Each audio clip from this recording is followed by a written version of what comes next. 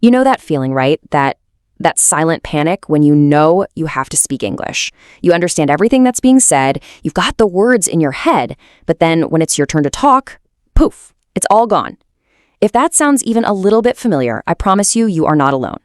Today, we're going to dig into exactly why that happens and, more importantly, how you can finally break free. So let's just get right to the heart of it, shall we?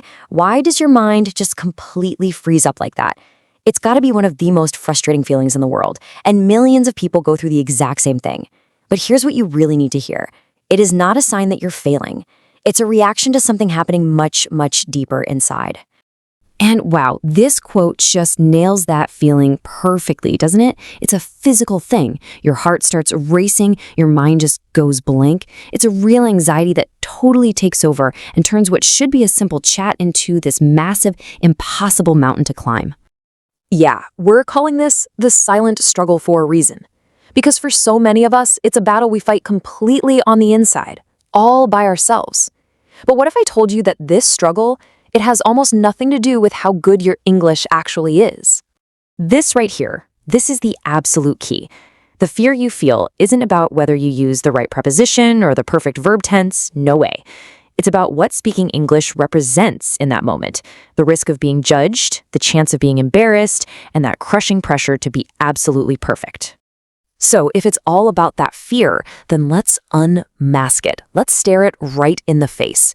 By breaking down the real reasons you feel so stuck, we can take this huge, scary monster and make it feel a whole lot smaller, a whole lot more manageable. It's time to actually put a name to what's holding you back. Okay, take a look at this list. I bet some of these feel pretty familiar, right? The fear of what other people will think, of making a mistake, maybe you're self-conscious about your accent.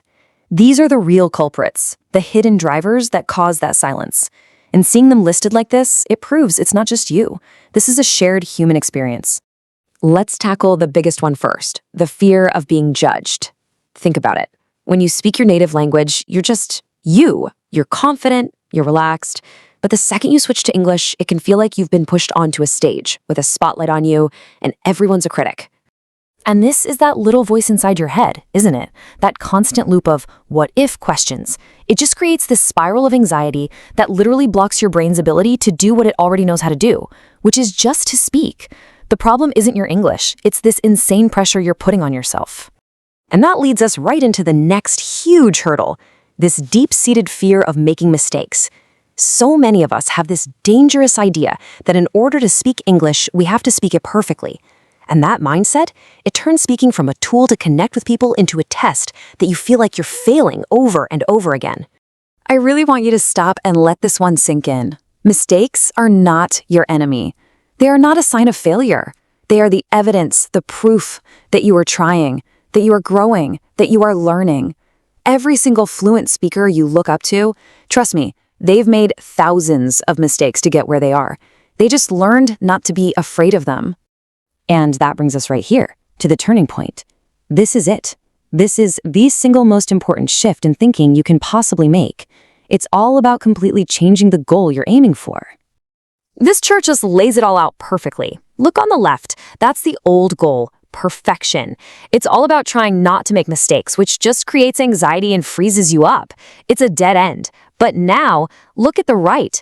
The new goal is simply communication. See the difference? Here, your only focus is getting your ideas across. Mistakes are not only okay, they're welcome. And that is what unlocks a confident, natural voice. Okay, so changing your mindset is huge, but now what? How do we actually do it? Well, now we turn that new way of thinking into action. This is your game plan. 5 clear, practical steps you can start taking literally today to build that real, lasting confidence. All right, let's walk through this. Step 1, practice. Every day. It can be small, just talking to yourself in the mirror. Step 2, stop overthinking everything. Just use the simple words you already know. The goal is to just speak. 3, accept your accent. It's part of who you are. Focus on being clear, not on sounding like somebody else. 4, immerse yourself. Listen to music, watch shows, read stuff out loud, train your brain. And finally, number 5, and this one might be the most important, be patient with yourself. This is a journey, not a race. Every single step you take forward is a win. You got to remember that. So as we start to wrap this up, let's focus on a final, really crucial idea.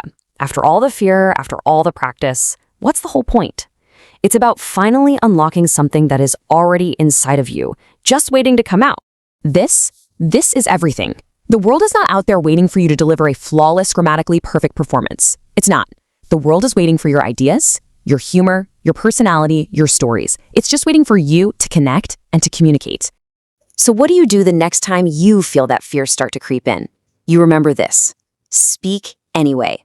Even if your voice is shaking, even if the sentence isn't perfect, you speak. Because every single time you do, you chip away a little piece of that fear and you build a stronger, more confident you. Your voice deserves to be heard.